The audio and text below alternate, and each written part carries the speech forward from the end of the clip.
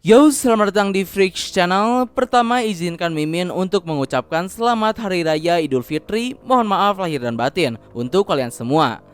Oke, langsung saja. Kali ini Mimin akan membahas manga Jujutsu Kaisen pada chapter terbaru, chapter 148. Setelah sebelumnya Jujutsu Kaisen libur selama 2 minggu.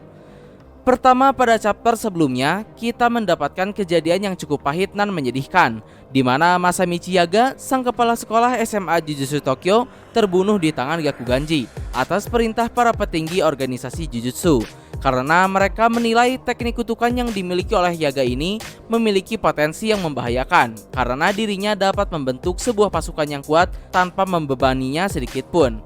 Dan pada kematiannya juga, Yaga sempat mengutuk Gakuganji dan para petinggi Jujutsu yang lain, yang menurut Mimin, kutukan yang dimaksud di sini adalah Murka Gojo.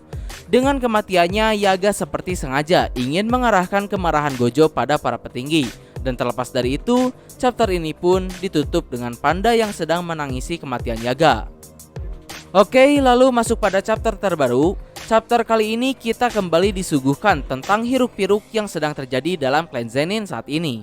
Setelah sebelumnya Mimin pribadi dibuat penasaran dengan Megumi yang langsung dan sudah dianggap sebagai pemimpin klan Zenin tanpa memperlihatkan kondisi klan sedikit pun. Dan pada chapter kali ini kita akan mendapatkan sedikit penjelasannya. Jadi ternyata Megumi pertama kali mengetahui kalau dirinya diwasiatkan untuk menjadi pemimpin klan Zenin berikutnya ini dari Maki Zenin. Maki menyampaikan semua hal tersebut pada Megumi. Maki berkata kalau Naobito mewariskan seluruh aset klan pada Megumi, dari mulai uang hingga senjata yang ada dalam klan akan diserahkan pada Megumi sebagai pemimpin klan yang baru. Awalnya Megumi sendiri sempat tidak peduli pada hal itu, namun melihat Maki dan juga fakta kalau Megumi mengetahui perjuangan Maki dalam klan, Megumi pun menerima wasiat tersebut untuk membantu Maki dan berusaha merubah klan. Lalu terkait dengan itu, panel pertama dari chapter 148 ini dibuka dengan Maki yang kembali ke dalam klan Zenin, di mana dirinya berniat mengambil beberapa senjata terkutuk yang ada di dalam gudang klan atas izin sang kepala keluarga sendiri, Megumi Fushiguro, untuk mempersiapkan dirinya memasuki The Cooling Game nanti. Tapi sebelum itu, di sini Maki sempat bertemu dengan Naoya. Dan terungkap kalau Naoya tidak mati setelah sebelumnya terkena racun dari Choso, yang artinya tentu saja Naoya menerima tawaran Yuta Okkotsu, sehingga bisa disimpulkan kalau informasi Yuji yang belum mati saat ini masih aman. Tapi terlepas dari itu, di sini Naoya sendiri hanya bertanya pada Maki tentang apa yang ia akan lakukan dalam klan, yang tentu juga ditambah dengan hinaan-hinaan yang terkandung dalam setiap perkataannya. Tapi di sini Maki sendiri tak berkata sepatah kata pun untuk menanggapi perlakuan si Naoya ini. Naoya yang sedikit kesal kemudian sempat menggertak Maki sembari mengancamnya kalau dahulu Maki ini selalu ditindas oleh Naoya. Tapi walaupun begitu, Maki pun kemudian pergi tanpa meninggalkan satu kata pun. Lalu selanjutnya, Maki pun sampai di gudang persenjataan klan. Di sana ia bertemu dengan seorang wanita penjaga gudang tersebut, yang ternyata wanita penjaga gudang itu adalah ibu Maki sendiri. Di sana sempat terjadi sedikit perbincangan, tapi pada akhirnya dengan bukti kalau Maki memiliki kunci gudang dan izin dari pemimpin klan saat ini, Megumi, lalu mengingat fakta kalau wanita tersebut adalah ibu Maki sendiri, ia pun membiarkan Maki untuk masuk. Lalu singkat cerita, Maki pun masuk ke dalam gudang dan berhasil mengambil senjata terkutuk yang ia incar, yaitu senjata yang disebut sebagai Mahakarya Kumiazuzo bernama Kel. Senjata ini sendiri disebutkan memiliki kemampuan untuk menyerap energi kutukan dari serangan musuh dan menghilangkannya. Tapi jika melihat kemampuan pedang tersebut dalam pertarungan langsung, daripada menghilangkan energi kutukan yang ia serap, kemampuan senjata ini lebih seperti melepaskan kembali energi yang ia serap dalam bentuk hentakan. Karena terlihat di belakang bilah pedangnya ada semacam lubang yang berfungsi sebagai pelepasan energi kutukan yang pedang ini serap.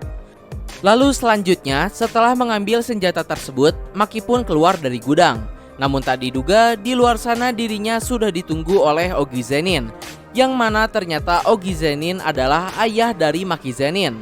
Lalu tidak hanya itu, di sana juga terlihat ada Mai Zenin yang sudah ditumbangkan oleh Ogi. Tapi di sisi lain, kita juga diperlihatkan percakapan antara Naoya dan Jinichi. Di sini Jinichi menyampaikan kalau banyak dari anggota klan yang mendukung Megumi untuk menjadi pemimpin klan. Secara dirinya merupakan pewaris dari teknik asli klan dan juga fakta kalau dirinya memiliki hubungan yang baik dengan Gojo Satoru yang merupakan pemimpin klan Gojo. Mengingat klan Zenin ini sangat bermusuhan dengan klan Gojo, jadi di sini anggota klan Zenin yang lain melihat sebuah kesempatan untuk memperbaiki hubungan mereka dengan klan Gojo. Tapi di saat yang sama, para anggota klan yang lain atau khususnya Jinichi Zenin merasa keberatan kalau semua aset klan diserahkan pada Megumi. Jadi di sini Jinichi pun berniat untuk melenyapkan para pengganggu dalam klan yang ada saat ini, yaitu Megumi Fushiguro, Maki Zenin, dan Mai Zenin. Tapi tentu Jinichi pun berpikir kalau membunuh mereka begitu saja, khususnya Megumi yang memiliki hubungan baik dengan pemimpin klan Kamo dan Gojo, tanpa alasan yang jelas, hal tersebut hanya akan memperburuk posisi mereka. Jadi di sini Jinichi pun menyusun sebuah rencana untuk membunuh mereka bertiga dengan alasan ketiga orang tersebut merencanakan pembebasan Gojo Satoru. Karena saat ini sendiri, Gojo sudah diasingkan oleh organisasi Jujutsu Jepang, dan siapa saja yang berniat membebaskannya akan dianggap sebagai kriminal. Tapi kemudian Naoya pun bertanya pada Jinichi, apakah Ogi Zenin akan setuju dengan hal ini? Secara Maki dan Mai Zenin adalah anaknya.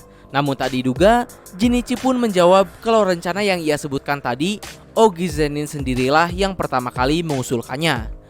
Lalu selanjutnya kembali lagi pada point of view Maki. Saat ini Maki dan ayahnya sendiri sudah saling memasang kuda-kuda untuk bertarung, sampai akhirnya pertarungan pun pecah. Pada awalnya di sini Maki sempat unggul, bahkan ia sukses mematahkan pedang Ogi. Namun ketika Maki berusaha untuk menahan serangan Ogi, Maki justru tertebas oleh pedang patah tersebut. Yang jika kita lihat pada gambar, dari bilah yang patah tersebut terdapat semacam energi yang membentuk patahan pedangnya, yang sepertinya hal tersebut adalah teknik kutukan Ogi Zenin. Dan chapter ini pun ditutup dengan Maki yang berhasil dijatuhkan, dan perkataan Ogi Zenin dengan tangis di matanya bahwa alasan dirinya tidak menjadi pemimpin klan adalah karena kedua anak yang ia miliki merupakan sebuah kegagalan, yaitu Maki dan Mai Zenin. Tapi di sini yang cukup menjadi pertanyaan, sebenarnya apa arti tangis dari si Ogi ini? Apakah dirinya menangis karena harus membunuh kedua anaknya sendiri? Secara menurut Jinichi, rencana untuk membunuh mereka bertiga adalah usulan Ogi sendiri.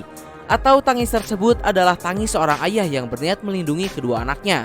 Yang mungkin niat Ogi mengusulkan rencana tersebut adalah untuk bergerak lebih awal sembari menahan Naoya dan Jinichi untuk tidak mengambil keputusan langsung, sehingga ia bisa menyelamatkan kedua anaknya jika saja Naoya atau Jinichi memiliki pikiran untuk melenyapkan Maki dan Mai, walaupun taruhannya adalah nyawa Ogi Zenin sendiri. Ya, kita tunggu saja pada chapter berikutnya apakah hal tersebut demikian atau tidak. Nah, mungkin kurang lebih itulah untuk pembahasan chapter terbaru ini. Mohon maaf untuk kesalahan dan kekurangannya. Like, share, subscribe kalau suka, komen bila ada kritik dan saran. Terima kasih telah menonton. Ciao.